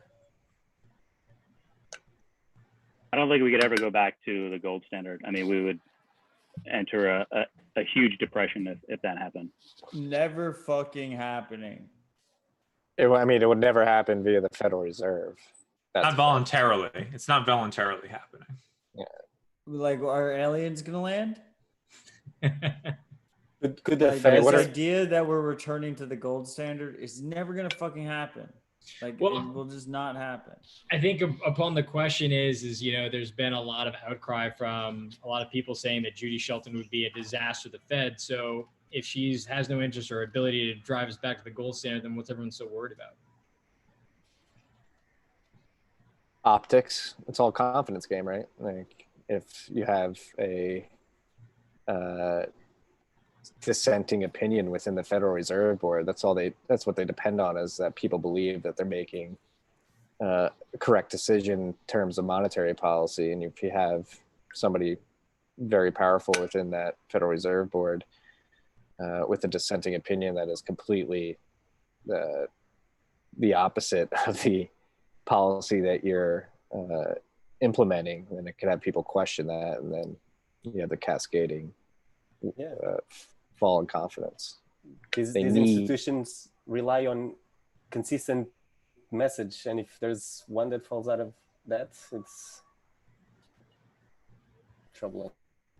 When these people talk about the gold standard like they lived through it and experienced it, and it was great. I mean, I'm not old enough to have lived through quote unquote the gold standard, but even when we were on the gold standard, we weren't really on the gold standard then. We basically got our hands caught in the cookie jar. We were off the gold standard a long time ago, but now we're just 1971 officially off the gold standard. Yeah, I mean, you're stuck in the 20th century. There's plenty of examples. Yeah, hundreds of years before that where it worked out well, and the boom and bust cycle wasn't as bad as it is now. Yeah, but I think we have this present arrogance that we think that this time is going to be somewhat different, and somehow we're going to calculate or, I don't know, get ourselves out of this. I think the fractional reserve system is worse than necessarily like going back to a gold standard. I think that is a bigger problem. The phasing out of the gold standard was a fractional reserve system itself. Sure. The gold standard is a fractional reserve system. All right, so that's a good place to kind of wrap that convo. And I mean, this is a great conversation, so thank you guys. And we're going to actually transition to kind of the second part of the show. This is our bearish or bullish section, and why. So basically, I'm going to ask you a topic. You tell me whether you're bearish or bullish on the topic, and then tell me why you think that, either you think it's, going up or going down or getting bigger or getting smaller. So the first topic is CoinJoin in the face of CoinSwap, and basically how those two are interacting. And let's start with Likewhoa. Are you bearish or bullish on CoinJoin? I'm very bullish on CoinJoin. Like I said, I'm involved in some of the projects. I believe that CoinJoin is very essential to the future of privacy and Bitcoin. Other implementations that are being talked about, I welcome them with open arms. Any kind of implementation that helps, secure your privacy, your Bitcoin transaction history privacy, is, it's good for Bitcoin. I don't see anything bearish about that. The only people that will say anything bearish about, knowing your history of your Bitcoin purchases are probably banks or exchanges that want to know everything about you. So I'm very bullish. Let's go to Pedro. I think any Bitcoin organization that can somehow extract some fees from providing a useful service for anybody that's using on-chain Bitcoin is ultimately going to be taking over anything, be it CoinJoins, be it any. It just enters a spiral of self-funding and self-growth that I don't think it has anywhere to go but up. Awesome. Matt, what do you think? I think that we need both CoinJoin and CoinSwap. We need them both in combination. They don't compete with each other. They're complementary. If we just have coin swap, we're going to end up in a situation where regulatory bodies will fuck you over who you swap with. So we do need a combination there. Like the beauty of CoinJoin is that it's more like smelting. It's like coin swap is like you're straight up swapping coins with someone else. With CoinJoin, it's more like smelting, where you're melting a bunch of gold bars and then you're creating 5 new gold bars, and they all share common history from each gold bar. So it's a slightly different regulatory type of handling of how they might handle that, and I think it's together. Obviously, I've dedicated a large portion of my life to try and increase usage of CoinJoin and hopefully in the future CoinSwap once that implementation's out. But I am a little bit bearish on it, to be quite honest. I think that people aren't really taking the issue seriously, and I wish they took it more seriously. If I was completely bullish, I would just go live in a cabin in the woods, and I just would not try and get people to use it. But it's important that people use it because we need the crowd to use it. If you're just a single person wearing a mask, it's super easy to track you on the cameras. But if everyone's wearing the mask, then you have no idea. So we need as many people as possible to fucking use this shit and to care about it. Totally. Thanks, Matt. Anthony, do you have anything to add to that? I'd say as long as the user, as long as it gets easier for the user. Again, I'm not a software engineer. I don't understand fully kind of how to necessarily use all of these products, but shout out to like Chain Code Labs and Matt for having like classes to like walk you through kind of all this stuff. It certainly helps, and it's not as intimidating as it seems when you first start. It's not really that bad, but it still needs to get easier for the lay person, and I see that happening. Definitely bullish. Awesome. Daniel, bearish or bullish? Yeah, I mean, again, CoinSwap seems like it would be it add a lot of improvements over CoinJoin, even though maybe not entirely an improvement. But yeah, I'm bullish on CoinJoin. I'm bullish on CoinSwap, as well as other things like Lightning Network and decentralized exchanges and circular economies. As well as multi-sig storage that could get us away from the current, centralized KYC storage that will be a problem if you get too much coins in there. I would want to ask exchanges, like, what is your plan in the event that the government asks you to give up all customer coins to them? What do you think their answer would be? They probably haven't gotten that question or thought about it. Well, we should ask them for sure. That's a great question to ask. Marty, you want to round out this section? Oh yeah, I mean, I would echo what everybody said up to this point. I think CoinJoin and CoinSwap combined will be extremely bullish for privacy on the Bitcoin network. Bob McElrath, actually, funnily enough, one of the original founders of the BitDevs meetup, the white paper part of it, he had some good comments on this. I forget if it was on the mailing list or on Twitter, but if you're interested in learning why they should be used in conjunction with each other instead of just raw CoinSwap, he had some good thoughts on that. And yeah, I'm bullish on Bitcoin privacy overall, especially if some of these implementations, whether it be CoinJoin or CoinSwap, develop a standardization that can easily be sort of plugged into wallets that makes it more widespread. I think that's like we're seeing with pay to endpoint with BTC Pay Server. I think more of that stuff's just going to happen. Totally.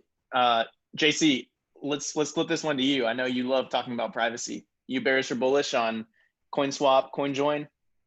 I think it's all important, but something really interesting that's kind of like come over me over the past couple of days is kind of like what Matt said earlier about, I always used to think that the biggest threat to Bitcoin was the government's having restrictions on the on and off ramps. I thought that was the biggest problem. And now, like what Matt has said around traditional custody solution banks that don't allow you to pull your Bitcoin, I think that that is probably one of the biggest threats to privacy, because people that refuse to submit their Bitcoin back to, you know, these nationalized banks, which obviously know who their customers are, these, you know, surveillance companies are going to really like take a really, really hard look at everything that you've done and where all that Bitcoin's been. So that actually is like probably my biggest concern. So I'm really praying that solutions like CoinSwap and the continuation and development of CoinJoin continue to get better for that very reason. Definitely. Well, great. Well, sounds like a lot of bullishness around CoinJoin. So that's exciting, and hopefully that can spread to the greater community. And Matt, like you said, people will use it more and value that kind of privacy aspect. Next section that I'm actually very excited to hear your thoughts on is Taproot activation in 2020. Are you guys bearish or bullish on the idea that we see Taproot sometime this year?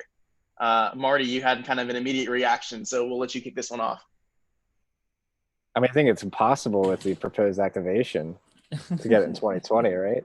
I think BIP8 is the most popular activation path right now, which Luke Dasher sort of presented to the Bitcoin dev mailing list only a few weeks ago, or maybe a month or a couple months ago.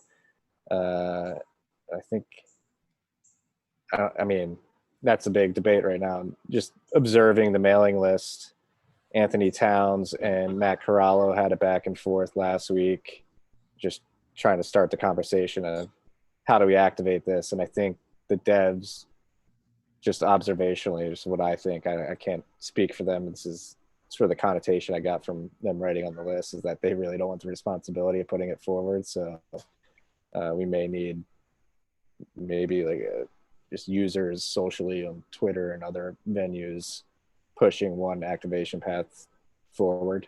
Maybe we get something like a Schadenfreude coming out of nowhere and presenting an activation path. But I don't have a problem with the BIP8 proposal, which asks for a bit of signaling for miners and then a block height sort of flag day. But I don't think that'll happen in 2020. Didn't they, for BIP8, didn't they put that flag height like 3 years in the future or something like that? Do I remember reading that right? No. Okay. Do you know when when that block height's going to be? So that was Corallo's proposal, which is a combination of BIP8 and BIP9. So BIP8 is like node runners are running the node software to activate Taproot. And we say, like, basically in a year, we're going to activate it. If the miners want to make money, they have to follow along. BIP9 is they're signaling the miners are choosing to upgrade. And then the rest of us go along with it. Once we get 95% of miners to go along with it. Matt Corallo's... Side note, BIP9 was how we originally were planning to implement SegWit, right? Right. And then BIP8 came around, and then we actually implemented it through BIP9, though. But BIP8 was there like as a threaten. It was like if you don't do it, the nodes are going to activate. And then that was BIP 140. I'm pretty sure BIP8's newer, isn't it? Well, BIP8's the same concept, at least, right? It's like the nodes are like initiating a flag day. But Matt Corallo's mode is basically miners choose first. And then if miners give us shit after a year, then we reevaluate and then we do the node thing. So that's where you end up with your 3 years, right? Like that's like the basic premise of the whole. Yeah, I think Matt's proposing if it fails initially via the miner signaling, there would be 6 months of debate and then a reattempt in some other fashion. And that's where you get 3 years. Yeah. Gotcha. So, well then, Matt, maybe let's take off 2020. Let's say 2021. Are you bearish or bullish on Taproot then happening in 2021 next year? I think it should be like non-contentious. I feel like all this talk is making it more contentious than it has to be. I talked about this on RHR last week. I don't. I've been waiting for like a good angry post about why we should not want Taproot, and that hasn't existed. So I almost feel like we're scarred from the last scaling debate, and we're like almost creating a controversy over something we shouldn't necessarily need a controversy over. But we'll see how it plays out. I tend to not expect, I choose to not expect protocol upgrades, and I just, when they happen, I get excited that they happened. That's the way to mentally prepare yourself for the way Bitcoin upgrades. I think that's a good way to look at it. I think I've been so excited about Taproot for so long. It's probably why I asked Brand to bring up this question, because I feel like it's something that has a lot of promise. So. Yeah, and I think, to Matt's point too, like it probably won't be this contentious this time around as SegWit was, and if miner signaling is sort of weighted pretty heavily in this, you actually don't need to convince that many pools to reach the threshold. And I don't think Taproot sort of has the same effect that SegWit would on a miner's perspective of the protocol. So if the individual miners within their pools are signaling for it, I bet it would be easy to get them and get it implemented within the BitBait path. Let's put forward in that. Cool. Anyone else have any takes on the subject? Taproot largely activation, all of that kind of stuff? Well, I like that Bitcoin is conservative and careful with its development, treating it as digital gold and not as, whoa, this is such a cool project, move fast and break things. But that being said, people do need this to actually do certain things for them at a certain point in time. So you can't just take 100 years to get Bitcoin perfect, right? It needs to solve problems for people around the world right now.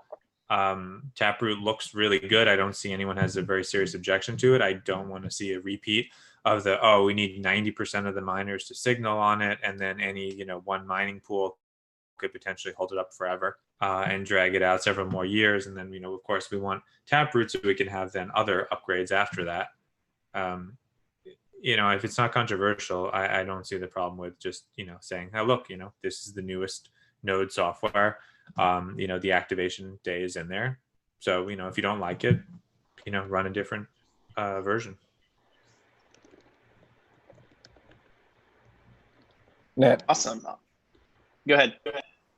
No, I was going to say I think Jeremy Rubin and another dev have had the conversation of at what point, if the price does run up and more people roll in, does it become harder to change? Like, do we have a small window to get Taproot initiated?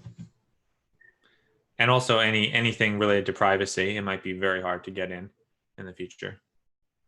Can I ask you a question? So as someone that's potentially running a node, how would one signal after, I imagine, doing a fair amount of research?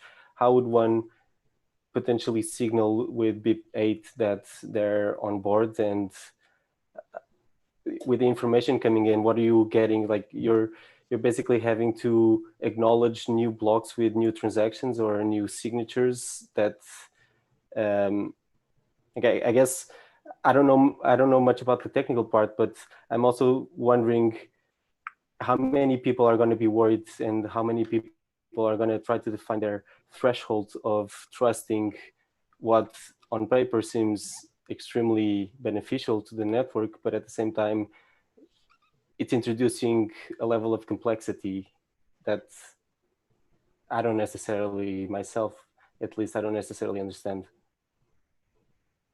There's a lot of cryptography that I'm still struggling with. I'm still struggling with SegWit. Well, I think, it's backward compatible, right? And speaking of SegWit, that's the way this stuff gets implemented right? Is the Beck 32. There's 16 versions of it. We're in version 1 and version 0. I guess you're trusting SegWit when you use a SegWit address or a Beck 32 address. So it's just extending that trust. That's the way I view it, at least, into the next version of SegWit, which allows Schnorr signatures and the Taproot functionality, from the way I understand it. Mm-hmm. I don't know. I would be interesting to see how the network ends up validating those and how rapidly we actually start using the benefits that Taproot would bring us. I mean, you run the client that you want to run. Yeah. And eventually, if it gets activated, I will definitely try it, but it will take a while until I actually entrust a new address that has a different scheme to actually put a lot of stuff there. It's perfectly fine. And that's actually very analogous to the whole vaccine conversation going on right now. If you don't want it, wait till a bunch of people get it. And if it doesn't work, you don't have to get it. If it does, hey, you can jump in there as well. Yeah, not everyone upgrades all at once when there's a new version of Bitcoin Core out. You know, you can see that, people slowly upgrade over time, and that's actually a good thing.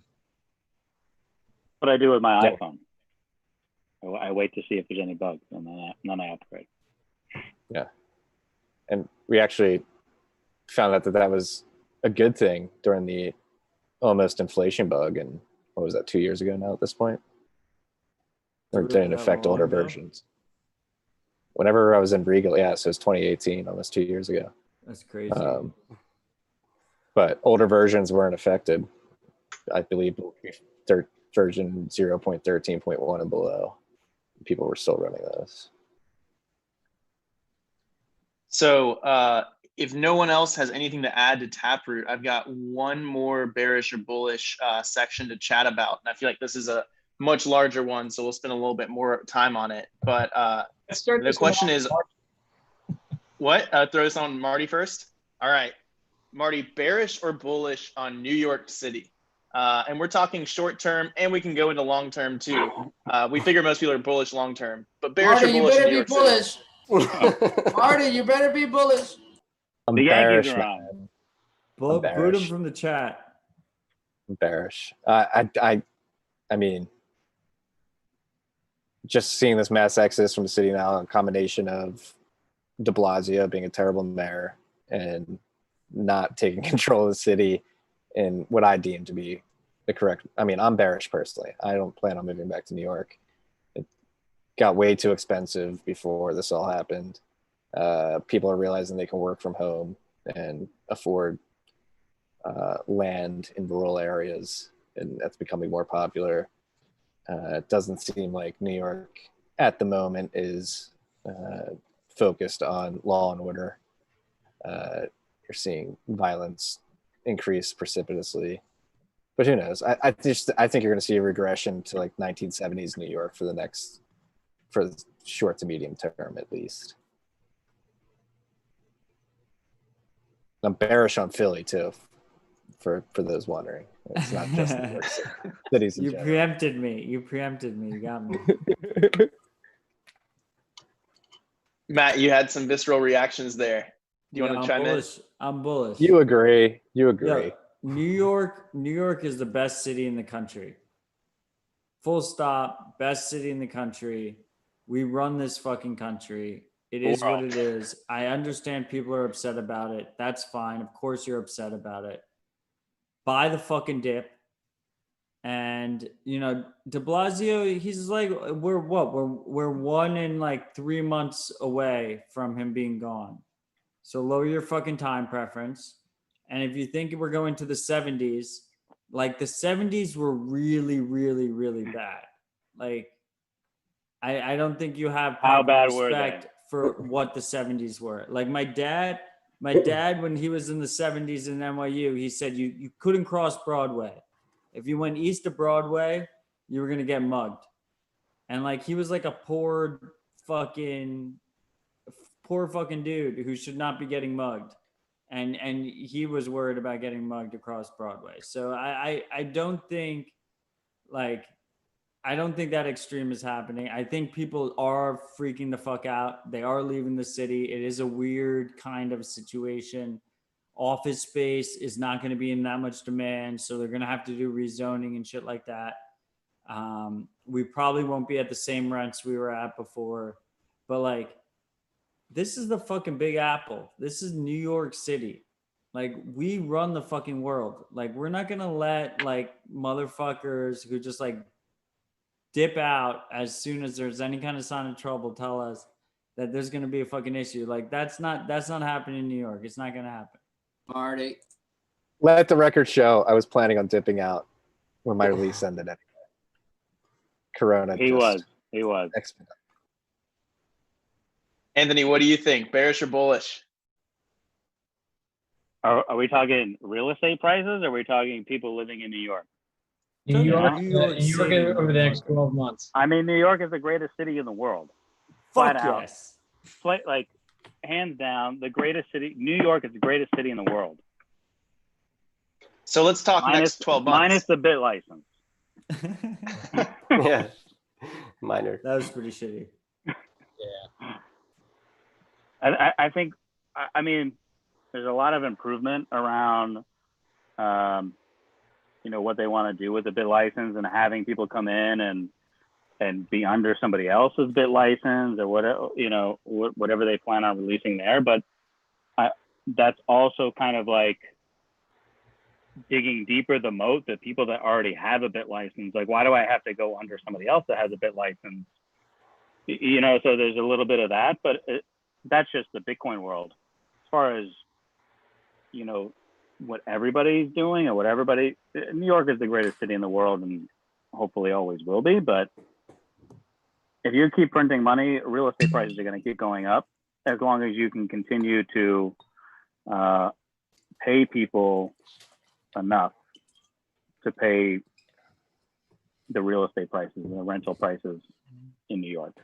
So salaries need to keep up with the printing process, basically. I think the better question for this segment would have been bearish or bullish on BitDevs meetings coming back in the next 3 months. What do y'all think about that? I don't think it's coming back. They lost a lot of BitDev members. A lot of them actually left the state. A lot of them left actually the country. So I mean, gonna try to get it back, right? I mean, I'm only 8 hours away. I'll drive in for BitDevs. Can you take it online?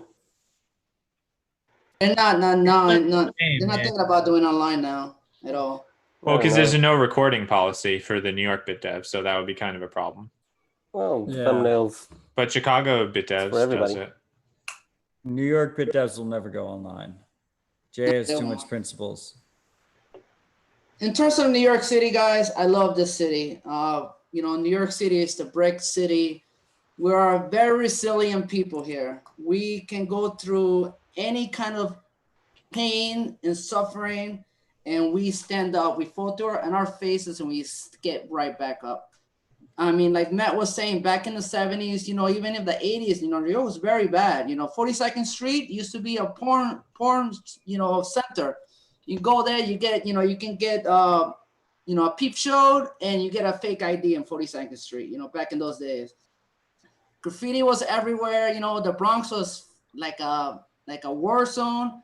And I think, if you look back then and you look now, New York City has, improved a lot, and I think the people who are leaving, they just got spooked, and I think that we're going to bounce back because this city is, can take it like a champ. And, I don't want to leave. I do want to have a place somewhere else where I can go and relax, somewhere in the mountains and, chill out and, but other than that, I would never leave New York City. We're gonna get through this, and New York City is a model for many, many cities in the world. Well said, Likewhoa. Daniel, what do you think? Bearish on New York for a lot of reasons. Look, I was born in New York City. My great-grandfather lived in Brooklyn his whole life. But, I was like, oh, yeah, coronavirus coming, riots probably coming after that. Bye. That's all. Just buy a car and drive. The problem is that things are too expensive and too terrible. So you see things like taking years and years to repair a section of highway. Airports that are in terrible condition. You can't even take a train between the downtown area and the airports. There's all sorts of things that are really, really messed up. The New York City budget is $90 billion a year. You would think you could get better services than that. They could be doing innovative things like, again, using all the underground tunnels and so on to carry out the garbage or whatever. And they're not innovating. They're shutting down businesses. They're making it harder and harder to do things. It's very hard. Part of the reason that real estate prices went so crazy is because it's incredibly hard to actually build things in New York City. In places like Tokyo, where you were able to build, rent prices stayed the same for decades. There's no reason that rent has to go up. People are paying $4,000 to live in a tiny little glass box in the sky. So they all have like Stockholm syndrome at this point. And I remember, I was a little kid, but I remember how bad New York City was. I was alive during the highest point where murders were more than 10 times what they were in 2019, in the early 90s. And I remember, riding in the car with my dad, and some kids are, hanging out on the overpass on the Cross Bronx Expressway, and they're just dropping bricks and large concrete blocks onto the cars, because why not? Right. So there's one time, one of them hit the front of the hood of the car and it bounced off, fortunately, left a big dent in it. But it's like, no matter where you come from, nobody wants to get stabbed. Nobody wants to get mugged. Nobody wants their house burned down. But the problem is, if you have too many rules, too many restrictions, too many taxes, and if you have all these, panic about viruses, then it becomes impossible to have a super dense functioning city.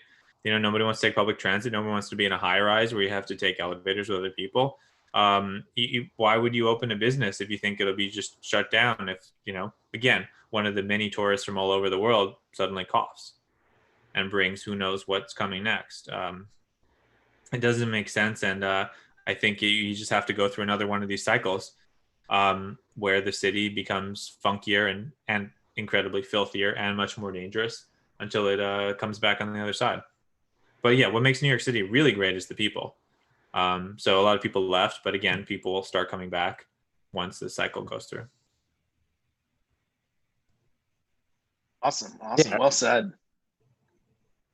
I want to be clear. I love New York City. I just echo Daniel's. New York City loves you. Thoughts. Well, so before we we're going to wrap up here in a little bit, but before we do, I kind of have one more question. So what's going to happen, I'm going to ask this question, and then we're going to go to last word. And last word, we're going to give everyone a chance to kind of give any last sort of statements that they want to say about Bitcoin or life or whatever it is. And then we'll go ahead and sign off. But before we get to that, what in the world besides New York and Bitcoin are you most bullish on? And it can be, literally anything. What are you most bullish on? We'll start with Pedro. Besides Bitcoin? Besides Bitcoin, besides New York City, for all your New York City aficionados.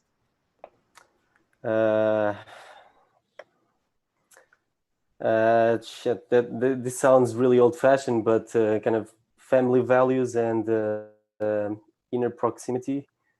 That's the only thing that I see getting us out of this. Awesome. Let's go to Marty. We can barely see you, Marty. I'm sorry. No, I would echo that. I think the pendulum is going to swing towards people recognizing that the nuclear family is important and integral to our society, which seems to be ripping at the seams right now. And then selfishly, I'm very bullish on the US's future of energy independence. And Bitcoin sort of helps with that, with what we're doing at Great American Mining, just what we're seeing on the ground and the efficiencies that can be gained in that industry alone are pretty insane. And Bitcoin fixes it. So Bitcoin's sort of involved with that, but it's more bullish on energy efficiency. Awesome. Likewhoa, what are you thinking? I'm thinking I'm very bullish on society and as a whole waking up to suppressive governments. I'm very bullish on that. People are starting to open their eyes, waking up from their sleep. Very bullish on people going out into nature because of this whole coronavirus. Everybody's going out into countries and experiencing what it is to be outdoors and, pretty much experiencing life, as it was meant to be, be out in nature. So that's what I'm bullish at. Awesome. Anthony? Got to be bullish on Wyoming, right? Got to be. Don't blow it. I'm pro New York, but you got to be bullish on Wyoming. I'm pro hash rate finance. Anything related to hash rate. It's basically a new commodity, kind of like echo what Marty was saying as far as like energy sector, but definitely the energy sector when it relates to Bitcoin. What about BitDevs? I'm bullish more BitDev meetups across the country, across the world. So yeah. Awesome. Let's go to Matt. Fuck Wyoming. It's overrated. Come on, guys. It's just like, it's Wyoming. What do they have going for them? They got some good Bitcoin. Hydro. Great. 5 drink Matt as I You got to start somewhere. I don't know. I'm just sick of Wyoming getting like top billing all the time. Listen, if they had Cuomo, maybe we would be Wyoming. Wyoming's like a solid. Wyoming's like a solid number 20 of 50 states. Like I'm not like saying it's bottom of the barrel. It's not bottom of the barrel, but it's not like top tier. It's somewhere in the middle. Isn't Wyoming a good place to set up a ranch? I guess, but like top 10, I don't know. I'm just that puts like, it top 5. I don't think it deserves top billing all the time. The only problem I have with Wyoming is it has a huge suicide rate. I guess people get so bored they kill themselves there. Bitcoin fixes it. But what am I bullish on? I'm bullish on people. I'm bullish on Bitcoiners. I'm bullish on humanity. I think we can figure this fucking thing out. I think humans improve over time. I think we end up in a better situation than we were in the past. I think there's plenty of bad times that happen. But hopefully, if we continue our current trend, like we will be in a better spot in 50 years, in 25 years. I just don't think Wyoming will be that high up on that list. I'm sorry, guys. Fair enough, Matt. Daniel, you want to round us out? Sure. Yeah. To echo Likewhoa, I'm bullish on nature. I'm bullish on road trips. I'm bullish on digital interactions and also physical interactions with people. In some places, right, they're they just bow from a distance. In other places, everyone kisses everyone on the cheek twice. And there's trade-offs, right? You're more likely to get some kind of contagious disease one way, but on the other hand, people need that physical contact with each other. So the whole thing has forced us to think about what is actually essential and what isn't. And that's very important. And you realize, all those things that people were doing, such as, packing into train cars to go sit in an office to use the same computer that they have at home, that's not essential. All sorts of other things that they were working on aren't. And what really is essential, building the technologies of the future and taking care of people. And I think, people focus on that. And I think we can do something really great. And also, with all the disruptions that's going on now, reminds me of Littlefinger from Game of Thrones. Chaos isn't a pit, it's a ladder. So it's just all the power is now up for grabs and people can try to reconfigure it in a hopefully better way. I mean, we're seeing that right now, right? There's a lot of power grabbing going on in society nowadays. So it's fascinating to watch. Before we round it out, actually, JC, what are you most bullish on? I'm most bullish on a couple of things. I think the first thing I'm bullish on is that I think we're all going to get over this virus, and I think things are going to have some normalcy again. I'm bullish on us all being able to meet up at Bitcoin 2021. I'm looking forward to that. I'm bullish on space exploration. I think that has a lot of promise in the future. It's going to be pretty awesome. I'm bullish on autonomous driving. I think that's going to be taking off in the next 5 to 10 years. I'm really excited about that. And then finally, I think I'm bullish on American ingenuity. I think that we used to make a lot of awesome stuff in this country, and I think this virus has kind of given us an awakening that we need to start making more things in this country and bring things back home. So I'm bullish on that. Awesome. Well said. Well said. Gosh, one of the best things about Bitcoiners is everyone's so optimistic. It's nice to kind of get the fresh air, the fresh breath of optimism around all the kind of doom and gloom conversations that happen in the world. But yeah, so let's go ahead and kind of give a last word, and we'll sign off. And Anthony, do you want to kick us off with what's the last word? What's one piece of one thought that you want to leave everyone with?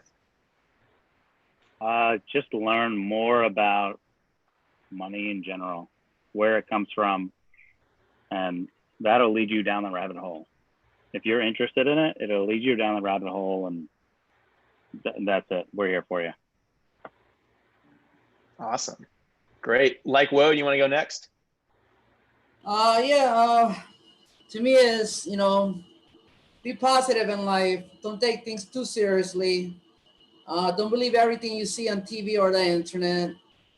And, help people out in the street. You see an old lady walking, go ahead and, help her walk across the street, pick up garbage, don't litter, say hello to your neighbors, and again, just keep your eyes open and do your own research.